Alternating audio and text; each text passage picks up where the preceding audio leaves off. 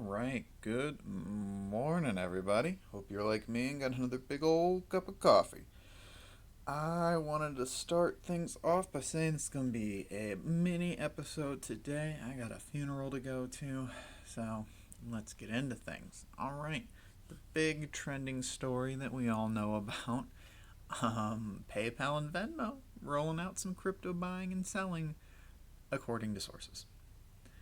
So, yeah, it's not this big confirmation that anything's coming and that they're doing anything, but someone has an understanding they're going to allow buying and selling of crypto directly from PayPal and Venmo. And they're going to have some sort of built in wallet functionality so you can actually store it there, which is awesome. And then a second source saying it's looking into it coming in the next 3 months. Huge bombshell. Great, right? Well, PayPal's not commenting. Obviously, if this is coming, they're not going to want to comment, though the cat's kind of out of the bag at this point. Or if this 3 months is not a good timeline, they wouldn't want to comment either. PayPal's been with Coinbase all the way back in 2016. It also did something with Libra when it first came out, so that's kind of cool as well. Other apps are starting to do the same thing, so it makes sense for PayPal to try to push this. So here we go. PayPal's short-lived dalliance with Libra project. The focus is on expanding its own payment expertise. And at the start of this year, they started posting jobs to ramp up its blockchain research group. And then bam, PayPal Chief Tech Officer Siri Shivananda, I butchered that. She's like, yeah, we're a strong believer in the potential. It's a matter of when and not if. And when it hits, it's going to be huge. It's going to be awesome. It's going to be great. PayPal is a huge service that, hundreds of millions of people use. I have a PayPal account. I never use it, but I have one, and I assume most of you do as well. So, once this finally hits, all it does is increase adoption, increase word of mouth, raise all crypto's profiles, but specifically Bitcoin and Ethereum, and that can in turn lead to higher prices for those of us who really, really care about that. But again, the theme this week seems to have been how cryptocurrencies are starting to infiltrate our world and blockchains becoming a big thing. But of course, when you have things like that, you also have issues. So, Wirecard, the CEO's quitting as the crypto card firm reveals 2.1 billion doesn't exist. So, yeah, this CEO, he's been there for almost 20 years, and it looks like he got in a little bit over his head. So, a search for missing millions at two large Philippine banks during the weekend hit a cul-de-sac. That's a term I've not heard before. But the Central Bank of the Philippines noted there was no record of the money ever entering the country's financial system. They probably falsified their records. They probably never had this $2.1 billion, quite honestly. So, yeah. On Thursday, they revealed they couldn't locate it from a trust account and accused the third party of providing spurious cash balances to auditors, which refused to sign off on the accounts after discovering the scandal during a routine audit. The missing funds were supposed to be held in accounts at two Asian banks. Well, either the money didn't exist or someone just made off with $2.1 billion. Good on you, mate, if you got away with it, I guess. But they'll track you down eventually, I'm sure of it. But yeah, in the latest statement, Wirecard also stated that it's withdrawing its unaudited financial results from 2019 and the first quarter. Oh man, the payment processor was continuing constructive discussions. Constructive. You're missing 2.1 missing way too much money, and it needs a financial lifeline, and it's got a $2.2 billion loan that is due to expire. Oh, I wonder what they could have used that missing money for. Jeez. And because of this, analysts say there's a risk Visa and MasterCard might cancel their license because of it. Like, Jesus. Oh, yeah. And the stock plummeted from 3.3 billion in evaluation from 26.6. It literally went from Ethereum's market cap to less than Cardano's market cap. And the stocks have plunged 75%. Ugh, Jesus, you poor company. I feel bad for anyone who uses Wirecard. They do have a crypto debit card. Like, I feel bad because this type of thing, it's not credit card firm messes up, it's crypto card firm messes up. This type of thing hurts the space, and it's annoying, and I don't like it. So we're going to move on to something a little bit more fun. Akon! Akon's coming out with Akoin, and he's got a 6 billion cryptocurrency city set to begin construction in Senegal, which is in West Africa. Africa's a huge growing space. There's not a lot of infrastructure. There's been a lot of abject poverty there for years, and people like Akon are stepping in. So yeah, it's a $6 billion city in Senegal for a futuristic cryptocurrency themed. Founded by the Senegalese American star and philanthropist Akon. So he's helping out his home country. I mean, nothing wrong with that. So phase 1, get it completed by 2023. Roads, a hospital campus, mall, residences, hotels, police station, school, waste facility, and a solar power plant. That's the kind of neat thing when you can build a city new from the ground up. You can design it with today in mind and the future in mind. Like, a lot of problems we have in America is our infrastructure is getting pretty old. A lot of our pipes have lead in them because lead was kind of the thing we used for a while until we realized, oh yeah, it's poisonous. It's just a little poisonous. So being able to build something from the ground up is actually really, really cool. Yeah. So he sold over 35 million albums worldwide and got 5 Grammy noms. The Sweet Eclipse, Bartender, Convicted, I Want to Love You, and Smack That. There's always one. So yeah, he's bringing out Akoin, cryptocurrency powered by a marketplace of tools and services fueling the dreams of entrepreneurs, business owners, social activists as they connect and engage across the rising economies of Africa and beyond. That's pretty cool. And he wants it to be a complete cryptocurrency city running exclusively on Akoin.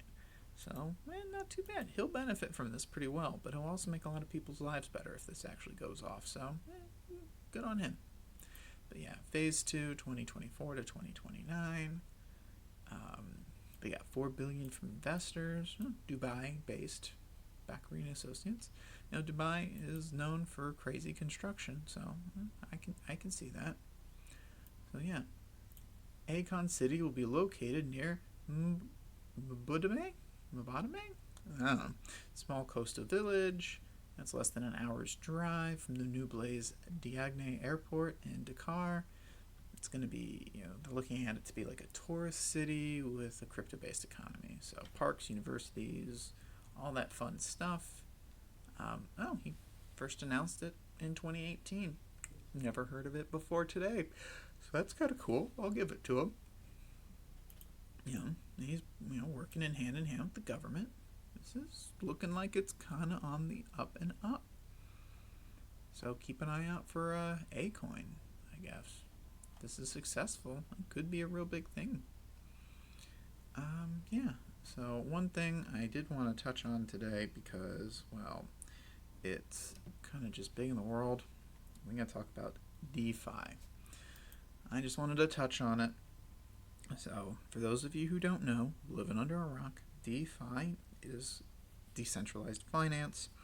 It aims to create a financial system that's open to everyone.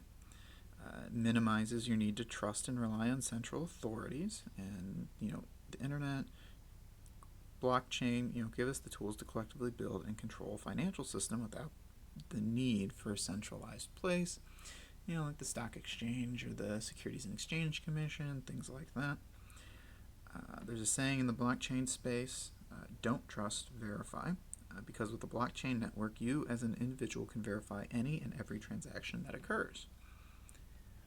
So the big one that's come out right now is Compound. It's gotten some criticisms about, is it truly decentralized, or is it kind of centralized just yet? There's some lovely articles on Decrypt about it. I'd look them up. But DeFi, Compound's a big one. You can actually, go to the website. I believe it's compound.finance, and you can see what the lending rates are. There's also Synthetics, which does pretty much the same thing. There's DYDX, which does the same thing, and BZX, which does the same thing. Now, Compound and Synthetics, I think will probably be bigger just because of the use case. Well, use case might be the wrong word. Just the way they're structured, like Synthetics, Compound. It's a little easier to say and a little easier to think of than BZX and DYDX. Now, I could be wrong. If they offer, DYDX and BZX offer significantly better, user experiences and things like that, that's great. But if they're all similar, Compound's easier to remember. Synthetics, a little easier to remember. And never underestimate people's memory. Well, I guess never overestimate. Ha ha ha. And then to round things out, so old Jay Clayton leaving the SEC. Good. Be gone, please. So, because of this, we can now be slightly more hopeful for a Bitcoin exchange-traded fund or an ETF. Now, if you're new to the space or have been living under a rock, ETFs, oh my god, all of 2019 it seemed like we were waiting for one to get approved and all this stuff, and it never happened, and it's probably a lot in part due to this guy, so we'll see if a difference is made. So, he's getting ready to leave because old DJT, President Donald Trump, nominated him to serve as the next U.S. Attorney for the Southern District of New York. His exit as SEC chairman has many people speculating how the change could affect the cryptocurrency. Right now, it's been an interesting time, and look at this. Whatever else, Jay Clayton leaving the SEC is a win for crypto and sound money fans across the world. Hopefully he does less damage as a U.S. attorney. Ouch, I guess. But so every proposal for a Bitcoin ETF has been rejected under his watch. Well, none have been approved, so and he doesn't want to see Bitcoin trading on major exchanges until it's quote-unquote better regulated. But the SEC does have an eco-friendly, crypto-friendly commissioner, Hester Pierce. She's often called the crypto mom. She's been given a second term as the SEC commissioner, and she's been trying to get her colleagues to do things. She's put forward the token safe harbor proposal, which we should probably talk about in a later video. And it gives tokens issuers a 3-year exemption from federal security laws while they figure out regulations. Let's not stifle this new and growing space. I think that's the right attitude to take, and I think we all agree. Trump has recently appointed pro-crypto Brian Brooks, the former general counsel to cryptocurrency exchange and Coinbase, as the top banking regulator. So, Senate will, Clayton will remain the chairman for the SEC while the Senate considers his nomination. The current district attorney for the Southern District of New York, Jeffrey Berman, reportedly refused to step down until Clayton is confirmed by the Senate. I'm not going to get into any of that. This is not a news podcast. This is a crypto podcast. There is a bit of controversy surrounding that. But if he does leave, that could potentially open things up for further adoption. So, Alright, guys. That is all I got for the day. Please, Leave a comment, like, subscribe. It supports me more than you could imagine, especially on such a small and brand new channel like this. Yeah, and I will be talking to you guys soon. So I'm going to get back to drinking my coffee and waiting for the wife to get out of the shower so I can hop in and get ready for this funeral. So y'all have a good one.